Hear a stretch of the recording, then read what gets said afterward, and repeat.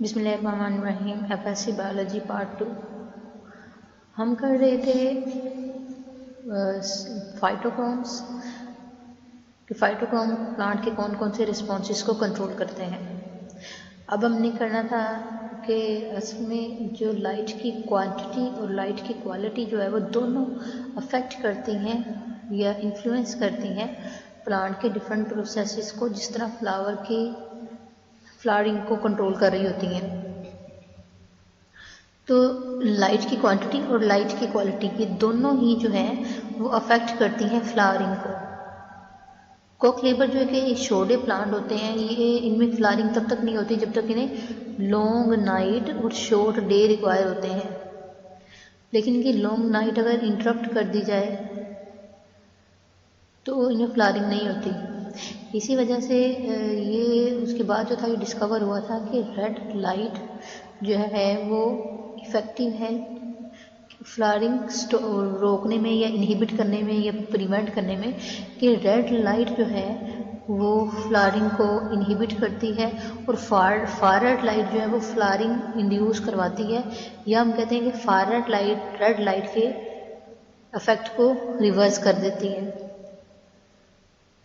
इसके अलावा जो लास्ट लाइट का ट्रीटमेंट होता है ना, जिस तरह हम पहले रेड लाइट का ट्रीटमेंट दें प्लांट को, फिर फार रेड लाइट का दें, फिर रेड लाइट का दें, तो लास्ट पे जो ट्रीटमेंट हम देंगे, लास्ट लाइट ट्रीटमेंट वो डिटरमिन करता है कि रिस्पॉन्स प्लांट का क्या होगा, फ्लावरिंग होगी या नहीं होगी।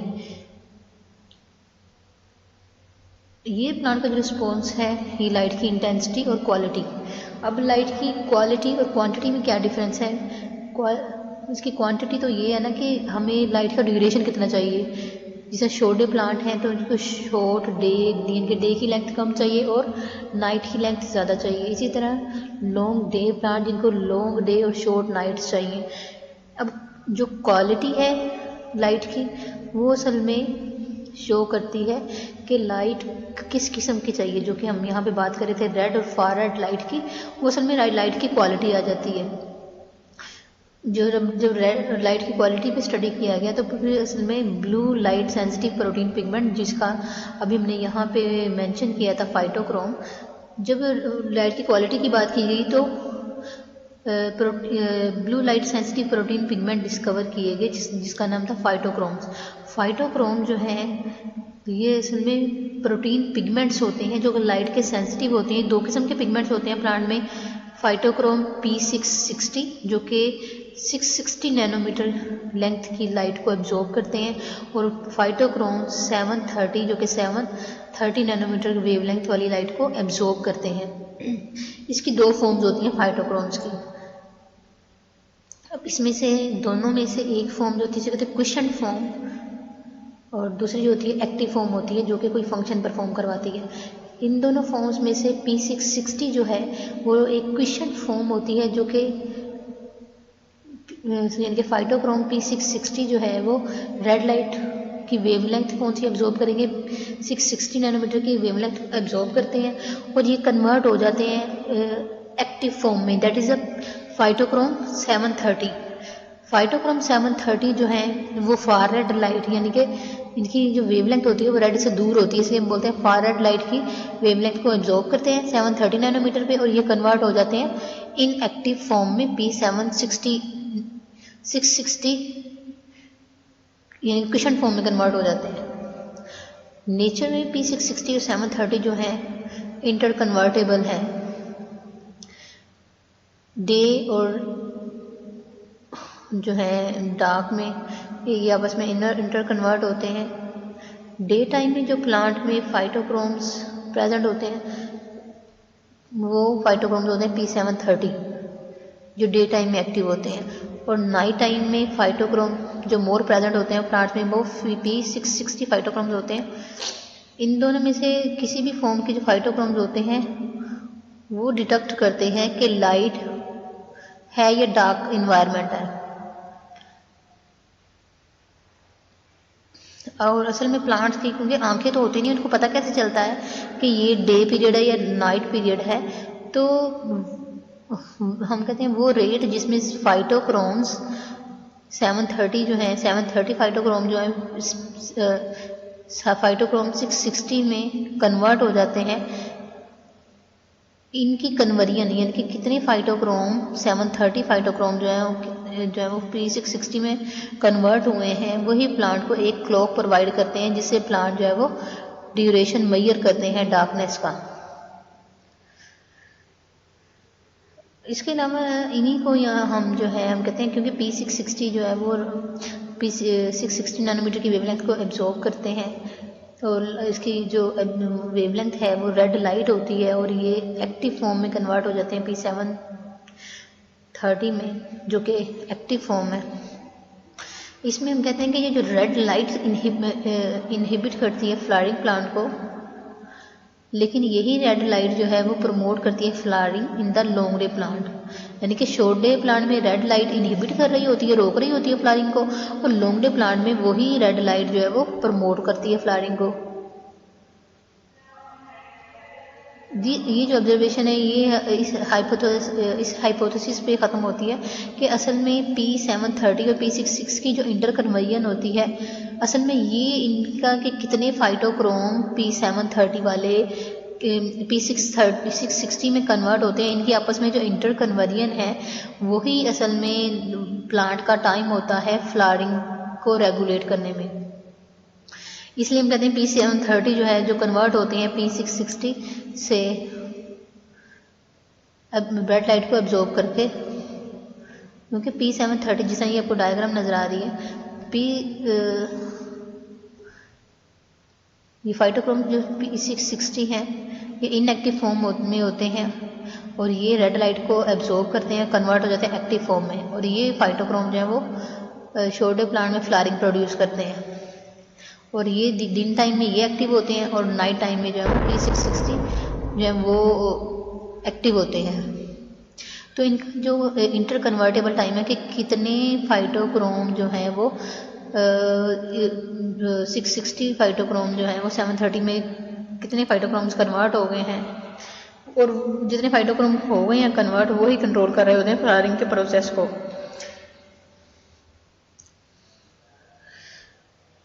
अब इस हाइपोथेसिस के अकॉर्डिंग फाइटोक्रोम 730 जो है कन्वर्ट होते हैं P660 से, क्योंकि ये एब्जॉर्ब करते हैं by the absorption of the red light, और ये इनहिबिट कर देते हैं flowering in short day plants में, लेकिन प्रमोट करते हैं लॉन्ग डे प्लांट में, क्योंकि 730 जो फाइटोक्रोम्स होते हैं ये जो है वो डे टाइम में प्रेजेंट होते हैं, और रात के टाइम ये ख़त्म हो जाते हैं, और रात के टाइम जो P60 फाइटोक्रोम्स होते हैं, और शॉर्ट डे प्लांट जो उनकी फ्लावरिंग सिर्फ तभी होती है जब उनकी लाइट इतनी लेंथ लाइट की हो कि लॉन्ग नाइट हो, और इस लाइट यानी कि नाइट का पीरियड इतना लॉन्ग हो जिसमें ग्रेटर अमाउंट जो है वो फाइटोक्रोम्स की कंप्लीटली इनएक्टिव ना हो, यानी कि सारे के सारे जो है फाइटोक्रोम्स 660 में कन्वर्ट ना हो। तो हम कहते हैं प्लांट में इतने इनफ फाइटोक्रोम्स होने चाहिए नाइट के एंड पे, ताकि वो फ्लावरिंग को प्रमोट कर सकें। अगर सारे के सारे फाइटोक्रोम P660 में कन्वर्ट हो जाएंगे तो फ्लावरिंग नहीं होगी, लेकिन अगर कुछ फाइटोक्रोम जो हैं वो 7630 से में ही रह जाएंगे, सारे इंटर कन्वर्ट नहीं होंगे उसमें फाइटोक्रोम 660 में, तो ये प्रमोट कर देंगे फ्लावरिंग को।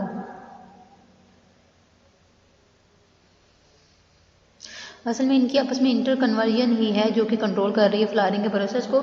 इसके अलावा जो है फाइटोक्रोम्स जो कि लाइट और या डार्कनेस के पीरियड को ये डिडक्ट करते हैं कि फ्लावरिंग होगी या नहीं होगी। इसके अलावा ये भी देखा गया है कि बायोलॉजिकल क्लॉक्स यानी कि जिसकी वजह से फ्लावरिंग होती है, एक प्लांट्स में हार्मोन भी होता है जो कि सारे प्रोसेस को कंट्रोल कर रहा होता है फाइटोक्रोम के अलावा। इस हार्मोन को हम बोलते हैं फ्लोरिजिन हार्मोन, और ये हार्मोन जो होता है वो लीव्स में होता है, जो कि ट्रेवल करता है फ्लोएम के थ्रू फ्लोरल बड तक मूव करता है, और ये फ्लावरिंग इंड्यूस करता है। तो इसलिए हम कहते हैं कि जो ड्यूरेशन ऑफ डे और नाइट का जो ड्यूरेशन है वो, और इसके अलावा hormone that is the florigen hormone यही कंट्रोल कर रहा होता है प्लांट्स में फ्लावरिंग को।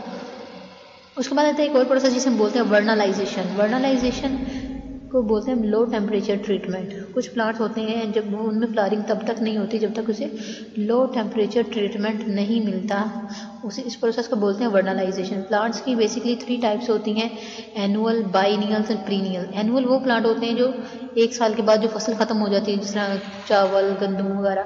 बाइनियल्स होते हैं वो प्लांट जो कि 2 सीज़न तक ग्रो करते हैं, यानी कि एक सीज़न में वो उनमें वेजिटेटिव ग्रोथ होती है, दूसरे सीज़न में उनमें फ्लावरिंग होती है, तो 2 सीज़न तक वो ग्रो करते हैं। पीरियड वो प्लांट होते हैं कि एक दफ़ा हम उसका बीज लगा लेते हैं, फिर उसका ट्री बन जाता है, फिर हर साल वो फल देते हैं। तो वर्नलाइजेशन का प्रोसेस जो है वो बाइनियल और पीरियड प्लांट्स में होता है, जिसमें फ्लावर की स्टिमुलेशन होती है by the low temperature. Low temperature treatment को बोलते हैं वर्नलाइजेशन। लो टेम्परेचर स्टिमुलस जो है ये शूट का अपेक्स, मेच्योर स्टेम जो होती है उसका अपेक्स एपिकल पार्ट जो होता है वो उसको एब्जॉर्ब करता है, और या जो हम कहते हैं एम्ब्रियो होता है जो सीड का, वो इस ट्रीटमेंट को रिस्पॉन्स करता है। ये शॉर्ट क्वेश्चन है कि इसमें शूट का अपेक्स जिसमें स्टेम और उसके लीव्स वगैरह आ जाते हैं, और जो हम फोटोपीरियोडिज्म की बात करते हैं तो वो लीव्स होते हैं जो कि रिस्पॉन्स करते हैं फोटोपीरियोडिज्म को, लाइट के और डार्क के ड्यूरेशन को। वो फोटोपीरियोडिज्म का जो प्रोसेस होता है वो लीव्स रिस्पॉन्स शो करते हैं, और जो वर्नलाइजेशन का प्रोसेस होता है इसे शूट अपेक्स जो होती है मेच्योर स्टेम की या एम्ब्रियो जो होता है सीड का, वो इस प्रोसेस को जो है वो रिस्पॉन्स शो करता है। वर्नलाइजेशन एक एब्सोल्यूट रिक्वायरमेंट होती है प्लांट्स की, जो जिससे वो इंड्यूस होती है उसमें फ्लावरिंग। जो लो टेम्परेचर ट्रीटमेंट होता है ये इसका जो वेरिएशन है वो वेरी करती है, ये कम से कम 4 days to 3 month तक हमें वो लो टेम्परेचर देना पड़ता है, और इसका टेम्परेचर जो होता है वो 4 डिग्री सेंटीग्रेड होता है, जो कि इफेक्टिव होता है प्लांट में फ्लावरिंग को प्रोड्यूस करने में। असल में ये करता क्या है, लो टेम्परेचर जब हम प्लांट्स को देते हैं ना तो प्लांट में एक हार्मोन होता है, उस हार्मोन का नाम है वर्नालिन। वर्नालिन हार्मोन असल में जिबरेलिन हार्मोन ही होता है जो कि इंड्यूस हो जाता है प्लांट्स में, जो कि स्टिमुलेट कर देता है प्रोडक्शन ऑफ फ्लावरिंग। तो इसलिए हम कहते हैं फोटोपीरियोडिज्म और वर्नलाइजेशन दोनों ही जो है वो सिंक्रोनाइज, यानी कि इकट्ठे जो है वो प्लांट्स के रिप्रोडक्टिव बिहेवियर जो है ना जिसमें वो फ्लावरिंग प्रोड्यूस करेगा और इंश्योर करेगा रिप्रोडक्शन के, उसमें इस साल रिप्रोडक्शन होनी है, फ्लावरिंग होनी है। ये दोनों प्रोसेस ही वर्नलाइजेशन और फोटोपीरियोडिज्म ये दोनों ही कंट्रोल कर रहे होते हैं। और इसके अलावा ये दोनों प्रोसेसेस हैं जो कि इंश्योर करते हैं एक ही किस्म के प्लांट की स्पीशीज़ में कि उनमें, क्योंकि जब एक ही किस्म के प्लांट्स की स्पीशीज सब में एक ही टाइम में फ्लावरिंग होगी तो एक ही टाइम में उनमें पोलिनेशन हो सकेगी, क्रॉस पोलिनेशन, जिससे जेनेटिक वेरिएबिलिटी आएगी। प्लांट जो है नए जो सीड प्रोड्यूस होंगे वो नए किस्म के इन्वायरमेंट में सर्वाइव कर सकेंगे।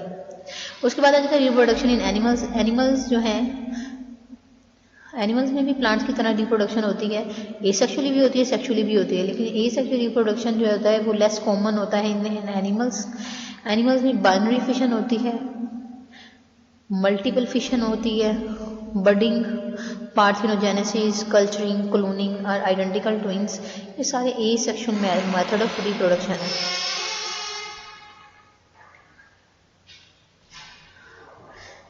एसेक्सुअल रिप्रोडक्शन में पार्थेनोजेनेसिस यहाँ पर डिस्कस किया हुआ है, जिसमें कहते हैं कि डेवलपमेंट होती है एक एग की विदाउट फर्टिलाइजेशन, यानी कि फर्टिलाइजेशन के बगैर ही एग जो है वो उसकी डेवलपमेंट हो जाती है। और ये होती है इंसेक्ट्स में, जिस तरह आंट्स, बीज और वास्प वगैरह में। इसकी गुड एग्जांपल है कि इनमें फर्टिलाइजेशन नहीं होती है। फर्टिलाइजेशन के बगैर सिंगल सेल जो होता है उसी में डेवलपमेंट का प्रोसेस होता है और वो दोबारा से एक ऑर्गेनिज्म बना देता है।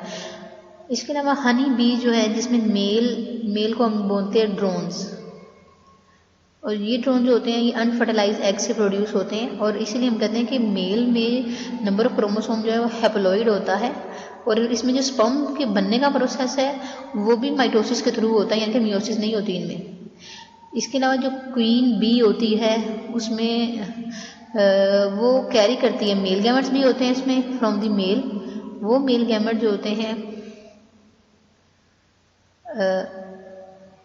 जो मेल गैमेट्स जिसके पास जो कैरी कर रही होती है, इसके पास ये एबिलिटी होती है कि वो एग प्रोड्यूस करती है, वो एग प्रोड्यूस करती है जो कि फर्टिलाइज नहीं होते हैं, यानी कि तो स्पर्म्स जो रिसीव करती है हनी बी, वो उसके पाउच लाइक स्ट्रक्चर में जो है वो स्टोर हो जाते हैं, एक वाल्व लाइक स्ट्रक्चर में। स्पर्म जो एग होते हैं, जो जिसने एग प्रोड्यूस करने हैं इसने, ये एग जो है फर्टिलाइज होते, कुछ फर्टिलाइज होते हैं और इसके अलावा जो फर्टिलाइजेशन के बगैर भी जो है वो एग प्रोड्यूस होते हैं। जो हैप्लॉइड एग होते हैं फर्टिलाइजेशन के बगैर ही एग प्रोड्यूस हो जाते हैं, इससे हैप्लॉइड ऑफस्प्रिंग प्रोड्यूस होते हैं। ये हैप्लॉइड ऑफस्प्रिंग जो होते हैं ये मेल ड्रोन्स होते हैं, जिन्हें ड्रोन्स बोलते हैं। कुछ केसेस में एफिड जो हैं जो कि फसलों पे को ख़त्म करते हैं, ये कीड़े होते हैं। ये एफिड जो हैं, कुछ एफिड्स में डिप्लॉइड पार्थेनोजेनेसिस होती है। पेपर में क्वेश्चन आता है what is haploid parthenogenesis and diploid parthenogenesis. तो हैप्लॉइड क्या थी, जिसमें फर्टिलाइजेशन के बगैर सिंगल सेल्ड या हैप्लॉइड एग जो है वो डिवेल्प हो जाते हैं हैप्लॉइड ऑफस्प्रिंग में। और डिप्लॉइड पार्थेनोजेनेसिस क्या होती है, जिसमें एग प्रोड्यूसिंग सेल जो होते हैं फीमेल के, उनमें मॉडिफाइड किस्म की मियोसिस होती है। मियोसिस होती है, लेकिन मियोसिस के बाद हम बताएं कि क्रॉसिंग ओवर के बाद जिस जंक्शन होनी होती है क्रोमोसोम्स की, वो totally non disjunction, chromosome separate नहीं होते और डबल क्रोमोसोम जो है वो मूव कर जाते हैं सेल में। इस तरह एग जो डिवेल्प होता है, वो डिप्लॉइड जो एग होता है वो फीमेल एग होता है और इस तरीके से वो जो है वो रिप्रोडक्टिव प्रोसेस जो है इनमें वो एक्सेलरेट होता है तेज़। तो हैप्लॉइड और डिप्लॉइड पार्थेनोजेनेसिस में डिफरेंस ये होता है कि हैप्लॉइड पार्थेनोजेनेसिस में ये एग ऐसे एग प्रोड्यूस होते हैं जो कि फर्टिलाइजेशन के बगैर प्रोड्यूस होते हैं और इससे जो डिवेल्प होता है वो मेल हनी बी प्रोड्यूस होती है, ड्रोन्स प्रोड्यूस होते हैं। और डिप्लॉइड पार्थेनोजेनेसिस में मियोसिस तो होती है, लेकिन नॉन डिस्जंक्शन की वजह से क्रोमोसोम सेपरेट नहीं होते और उनमें diploid number of chromosome retain रहता है। इसी वजह से डिप्लॉइड एग प्रोड्यूस होते हैं विदाउट फर्टिलाइजेशन। प्लांट्स में भी ये प्रोसेस होता है। कुछ प्लांट्स में पार्थेनोजेनेसिस की टाइप है एपोमिक्सिस। एपोमिक्सिस का प्रोसेस जो है, इसमें क्या होता है कि जो डिप्लॉइड सेल होता है ओव्यूल का, क्योंकि ओव्यूल के अंदर ही मियोसिस होती है जिससे एग सेल बनता है और एंटीपोडल सेल्स साइनोइड्स बनते हैं। तो जो डिप्लॉइड सेल होता है ओव्यूल का, वो न्यूसेलस भी हो सकता है या मेगास्पोर भी हो सकता है। न्यूसेलस क्या होता है, जो सेंट्रल पार्ट होता है ना ओव्यूल का, उसके अंदर जो सेल प्रेजेंट होते हैं उसे बोलते हैं न्यूसेलस। अब न्यूसेलस में से कोई डिप्लॉइड सेल हो सकता है या मेगास्पोर जिसमें भी मियोसिस नहीं हुई कोई डिप्लॉइड सेल हो सकता है।